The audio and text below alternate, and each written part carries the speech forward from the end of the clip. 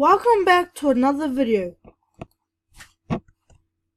Today in this video I'll be taking you through the G exchange, the iOS token and the Litecoin website. So let's get started with G exchange. G exchange can help developers to develop easily. Compared to other public chains, G exchange can provide platform traffic.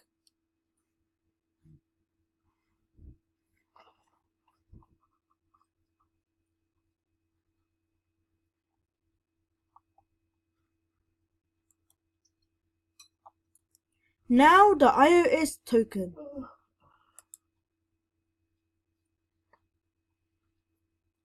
The Internet of Services iOS blockchain is a project out of China that aims to address the fundamental challenges faced by blockchain technology in order to empower people.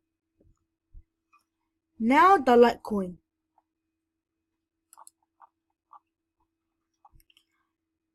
Litecoin is a peer-to-peer internet currency that enables instant near-zero cost payments to anyone in the world. Litecoin is an open source.